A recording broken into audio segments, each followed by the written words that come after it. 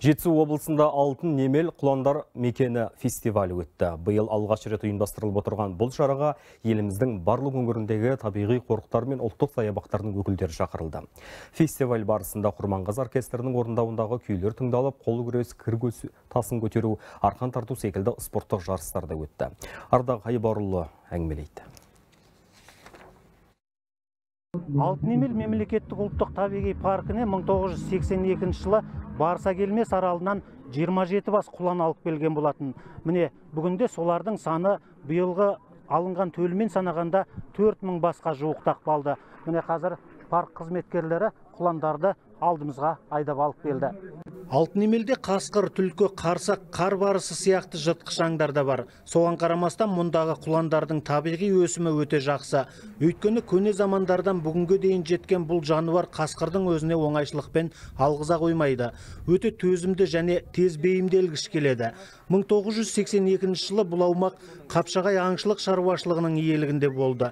1996 жылы мемлекеттік ұлттық табиғи парк құрылғаннан кейін мұндағы жан-жануарлар айрықша қорғауға алынды. Соның арқасында құландар көбейіп, қарақұйрықтардың саны 6000-ға жетті. 3000-дай таутеке мен 115 бас арқар бар. Алтын немелдің территориясының несінде визит-центр салынды. Қазақстанға келген туристарды осы жерден информация беріп, көрсетіп, оларды осы ненің бәрін айтып шығарып салуға дайындап жатырмыз. Біз жолдың шетінде құландарымыз жатыр. Жол бойында бізде қарақұйрықтар жүгіріп жүреді. Оның бәрін көруге болады. Биыл бізде қазір уақытта 16 турист келді. Жылдан жылға саны артып келе жатқан құландар қарақұйрықты жайылымнан ығыстыра бастағандықтан ұлттық табиғи парк қызметкерлері оларды өзге қорықтарға апарып жерсіндіру жұмыстарын бастап кетті.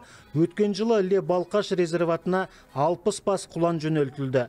Алтын немел құландар мекені атты бүгінгі фестивальдің мақсаты қызыл кітапқа енген жан-жануарларды сақтап, олардың санын көбейтуге адамзаттың, қоғамның назарын аудару. Құланның бір жақсы қасиеті, бұл құландар өзінің қызын үйірінде сақтамайды. Айғырларды да бұлар шығарып жібереді, қан араластырмайды. Бұны зерттеген кезінде зоология институтының директоры доктор биологический наук Бекенов деген кісі болған.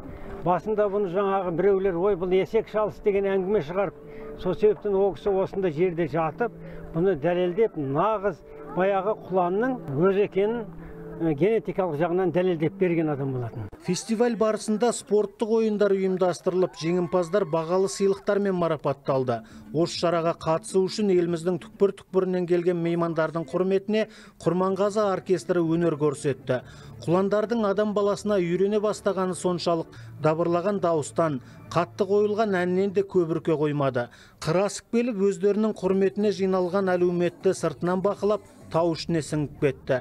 Ал парк аумағындағы қар барыстарының саны бүгінде 13-ке жеткен. Ардақ Айбарұлы, Қуаныш Түргенбаев, Айгүл Ғазизуллина, Хабар 24, Жетісу облысынан.